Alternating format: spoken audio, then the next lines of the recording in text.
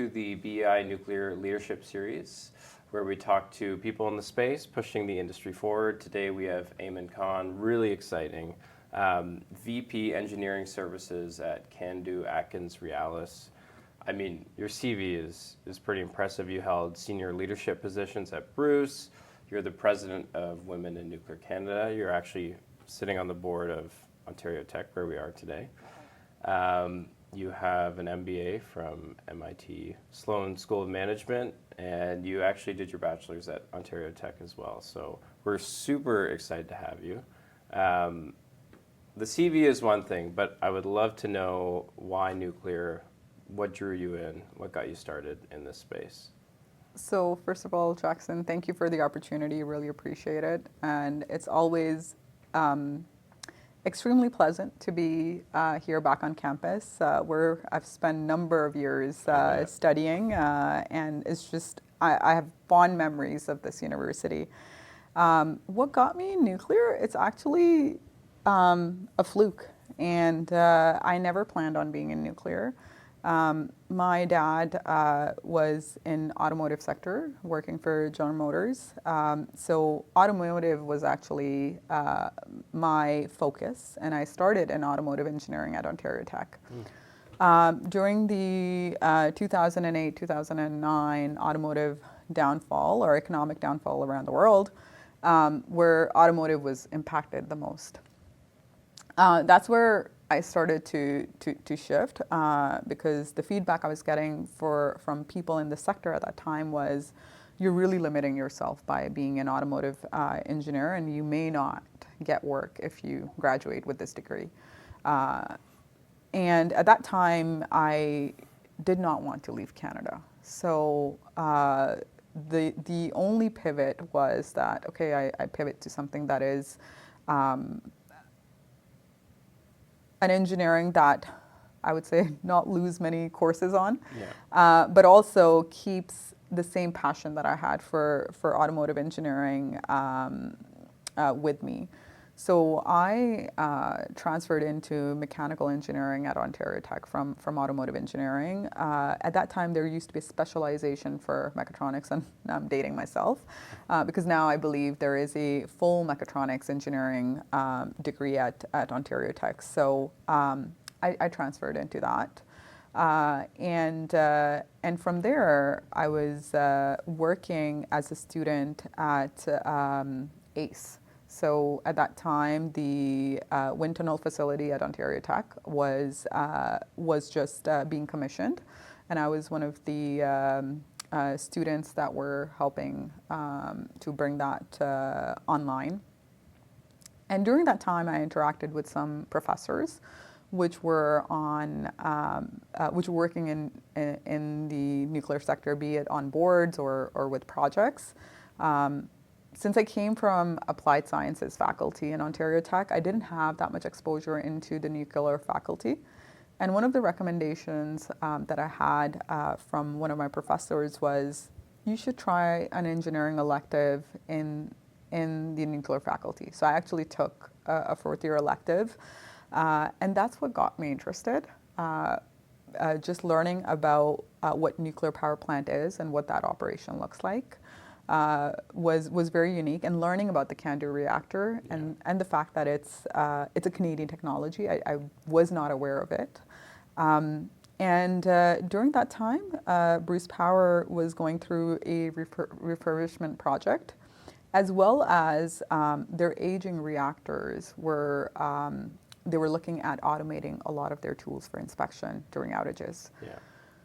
So I said, hey, mechatronics, robotics, nuclear is doing something very similar to that they've not kind of done in the past.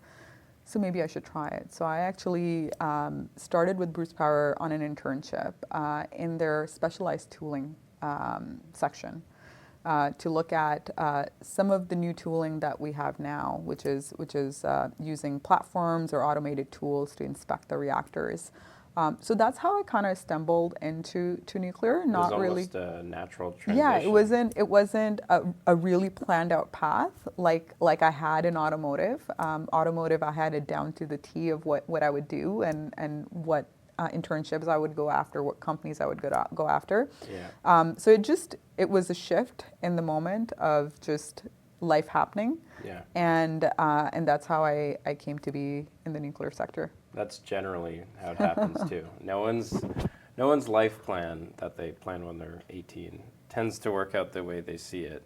And I wonder, what does your day-to-day look like now? You're obviously at AtkinsRéalis, working on, I mean, Candu is going through a really big expansion right now.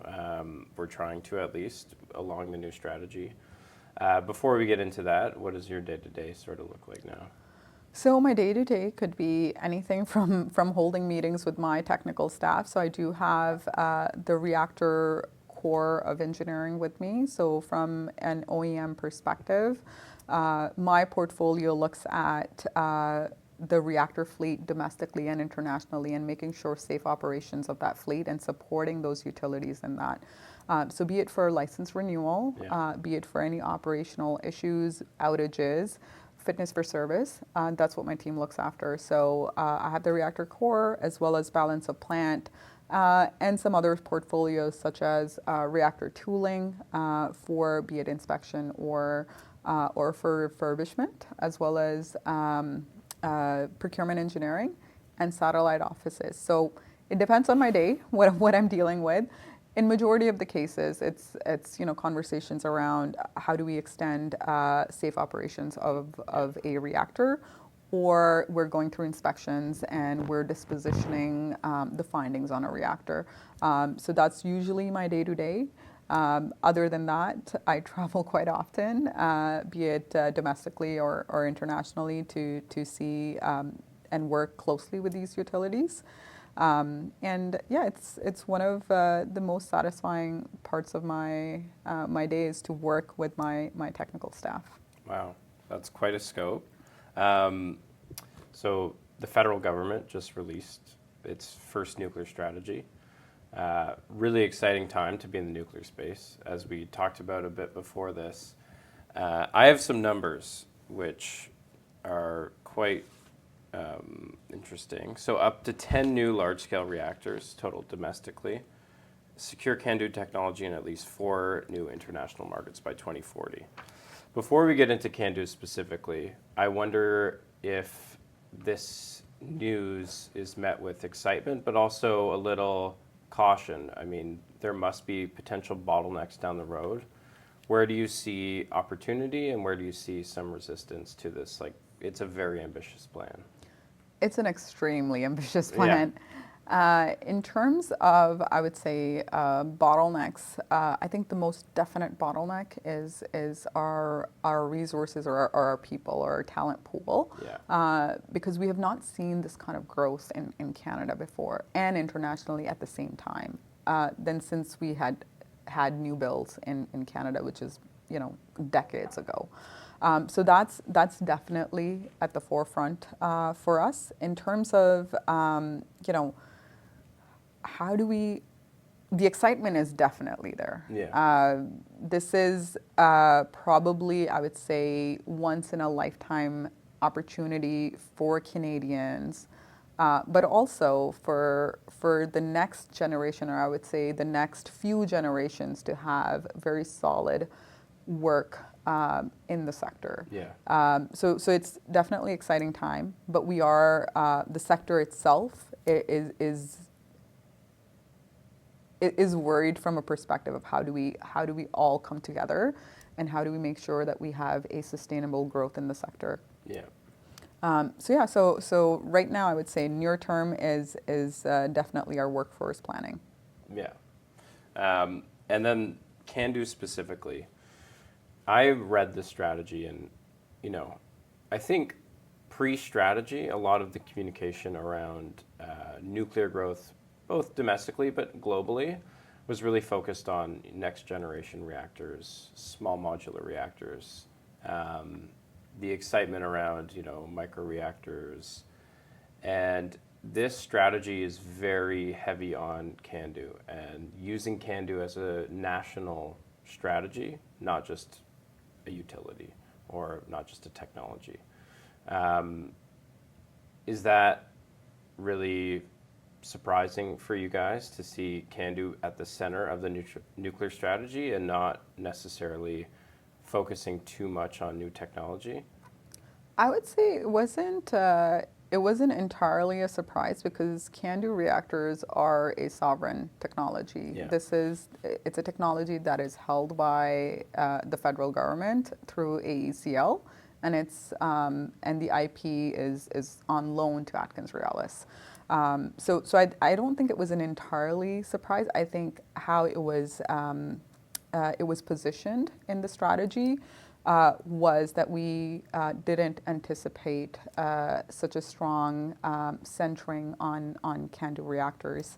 But having said that, this is a proven technology. Yeah. You know, we are present domestically, but also internationally in many markets, and have been for a few decades.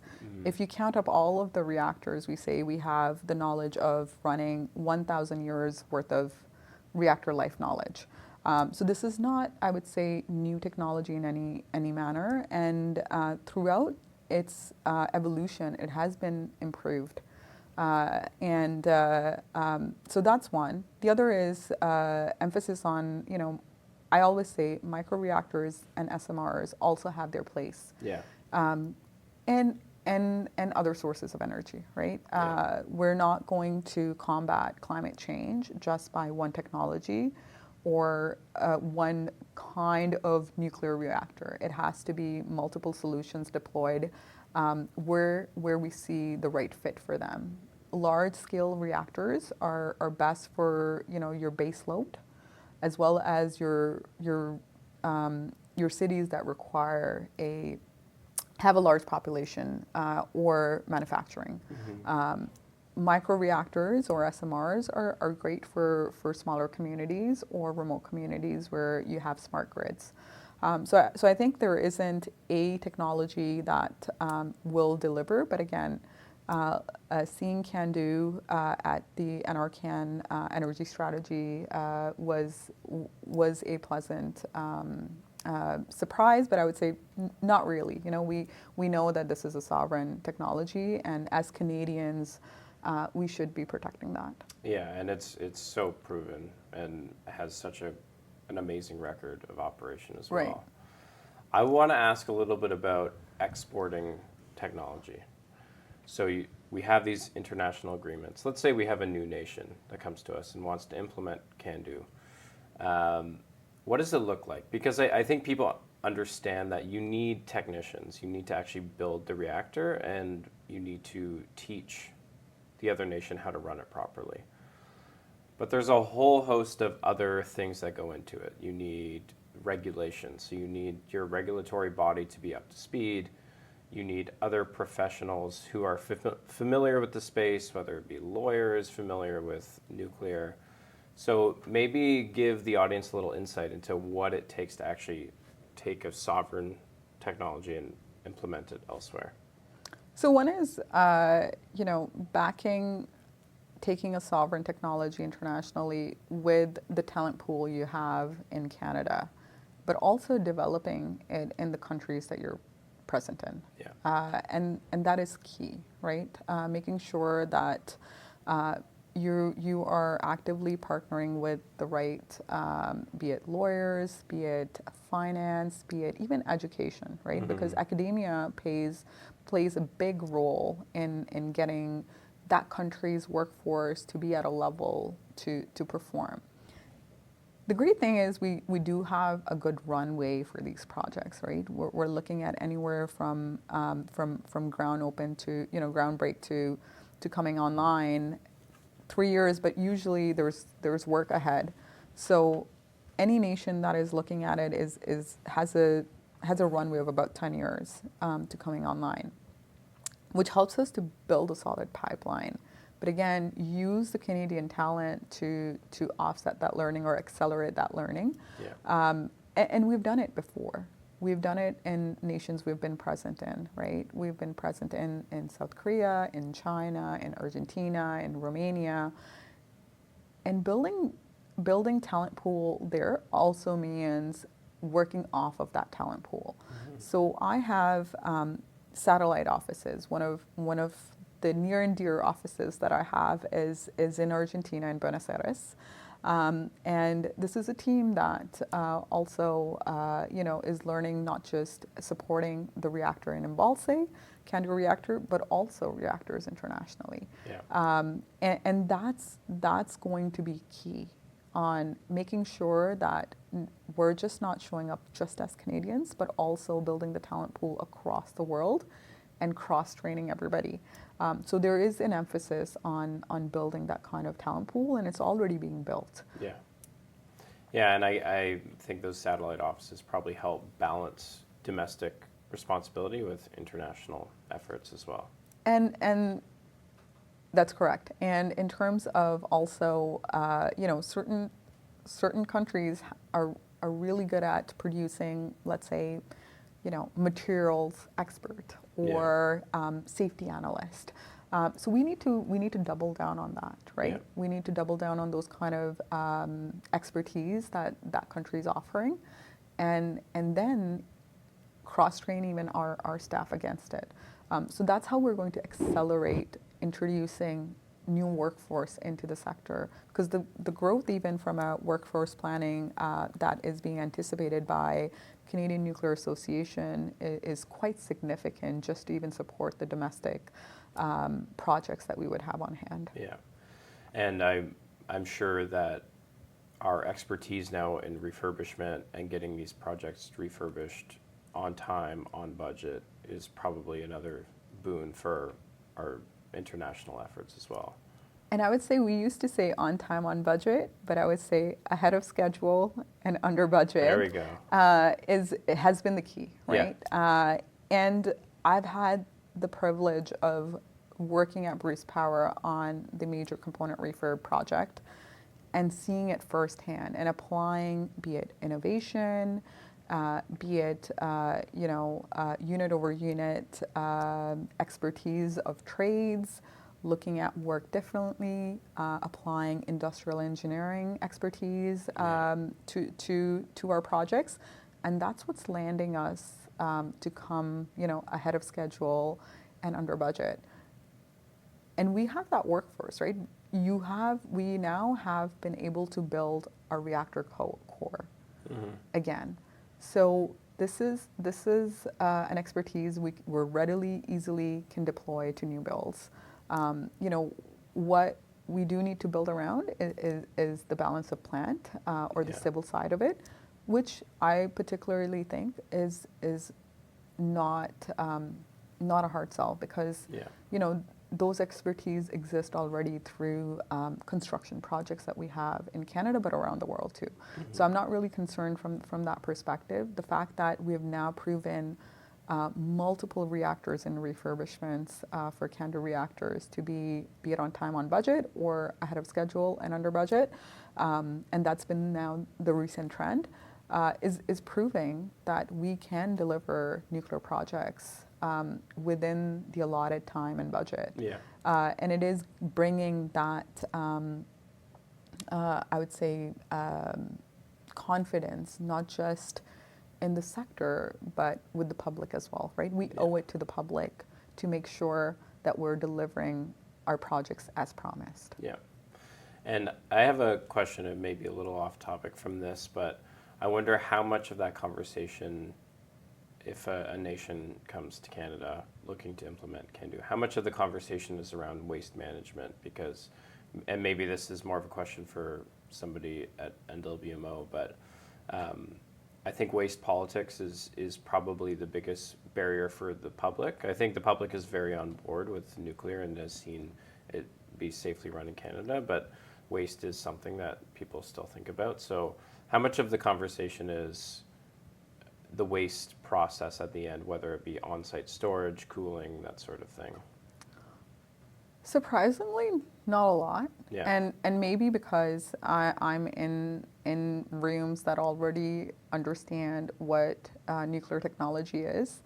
But this was a question that someone had asked when I was doing my MBA at MIT, was, what about the waste? Yeah. I said, I can tell you which container I have what fuel that got defueled sitting in. Yeah. that's the kind of management we have. We know exactly where our waste is. Do we know where the waste is for other sources of energy? Yeah, most likely not. No, we don't. Yeah. Right? So I think, that's the confidence we need to have, that we have managed this very well. Yeah. We know exactly where our waste sits. Our waste is actually quite small compared to other sources of energies that produce waste. And it's very manageable on our sites. So from my perspective, I think the world in general, through climate change, is getting aware of, what's ahead of them and what we need to do, not just as countries, but, as the global self.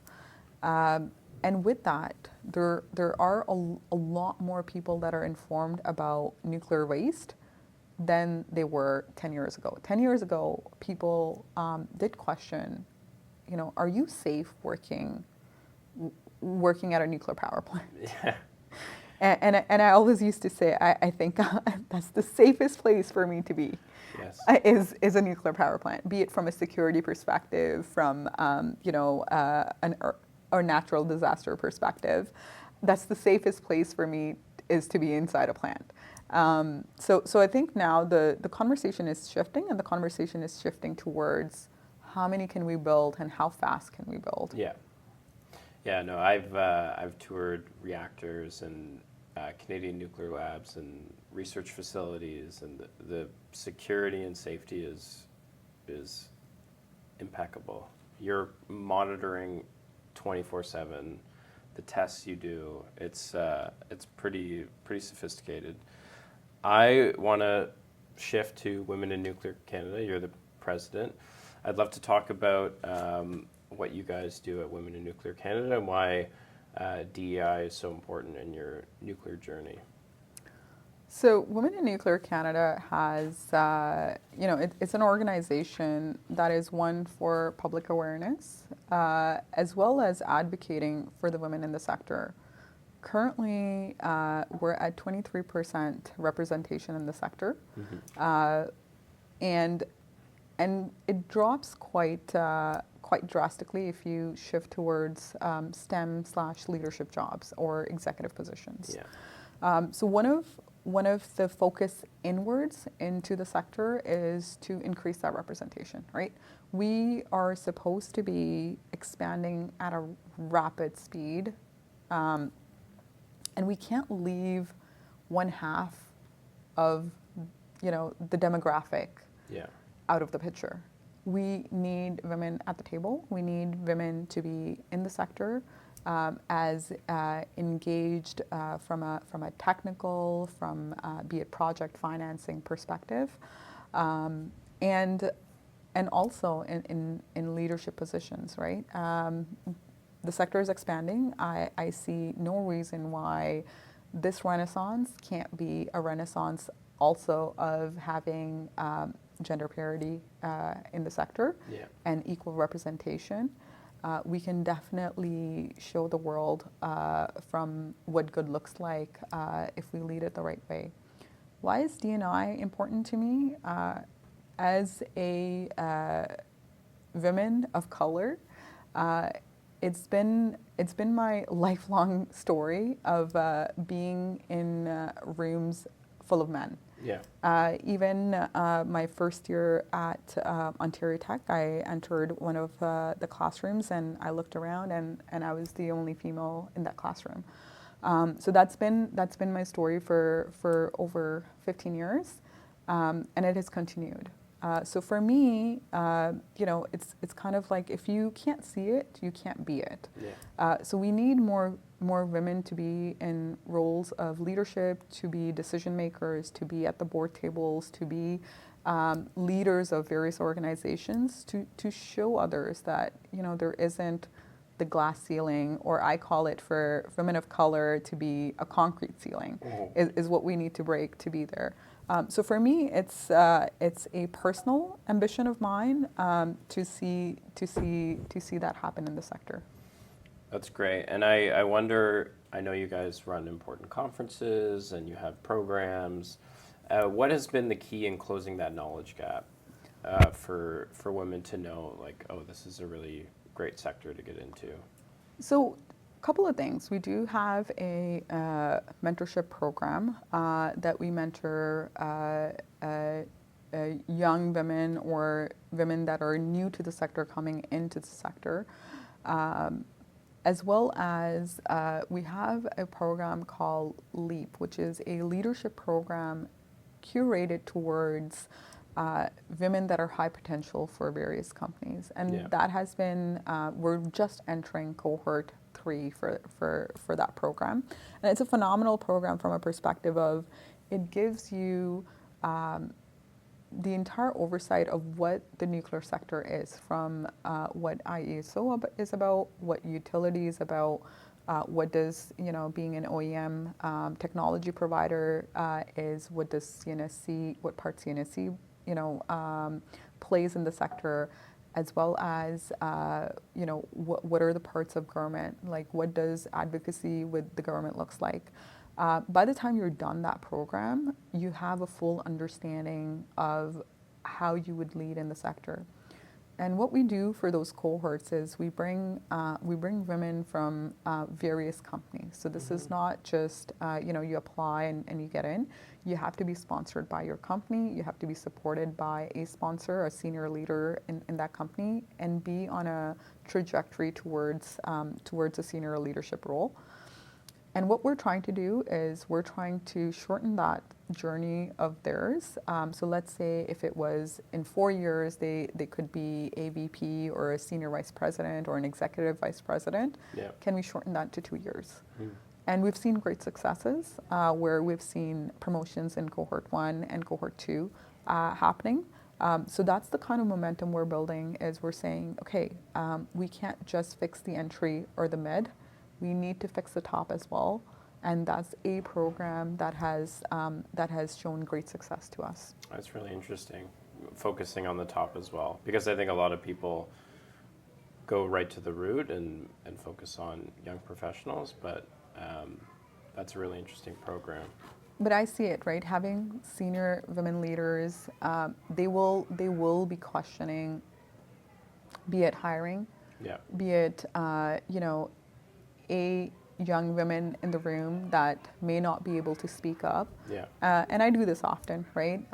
The usual question when we're going around the room is I try and lean in towards a young or new individual in my team to say, okay, can you first start with your ideas and closing remarks? So I think that's the kind of change we're trying to bring. We're trying to bring that subtle change in the sector, and it's been great from that perspective. That's great. And for any young women in nuclear engineering programs, what can they do, or what can they find if they go to Women in Nuclear Canada? Are there programs that they can look at? So one is get involved. We have chapters across almost all of our provinces, and so go on. Sign up is free as a member, and you can sign up for a chapter or multiple chapters. Attend the events there, but also reach out to any of the directors on the board or myself. I get a lot of LinkedIn messages, and in most cases we're leaning into those requests, be it a 10-minute chat, or sometimes there's somebody that is looking for ways to enter into the sector, and we're just connecting them to the right individuals. So that's I would say that. And in terms of young women already in the sector, I give this advice often to my teams, but also the folks that I mentor, is be extremely curious. The sector is actually one of the most positive places to be. Everyone is extremely proud of working in the sector and will lend you a hand. So I think asking the question is probably the only hurdle you need to do.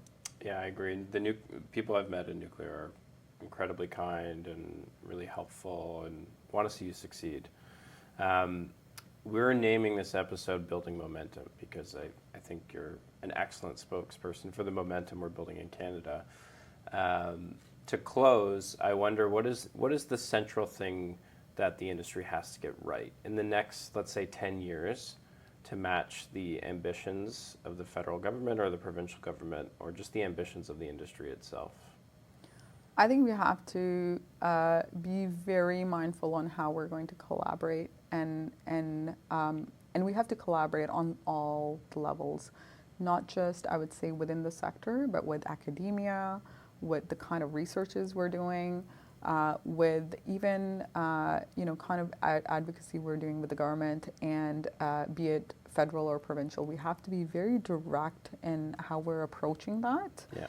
and be aligned across the nation on our ask to the government, provincially, federally, as well as how we line up the entire academia for the Canadian sector to collaborate. Because I do think we cannot leave academia behind in this conversation. They are an equal partner to building what's ahead of us, and building the capacity that we need for the years to come.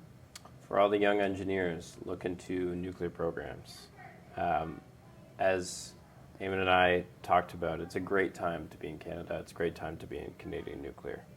Yeah. Well, thank you so much for coming in. This was the BEI Nuclear Leadership Series. We thank you so much, and until next time. Okay, thank you for having me.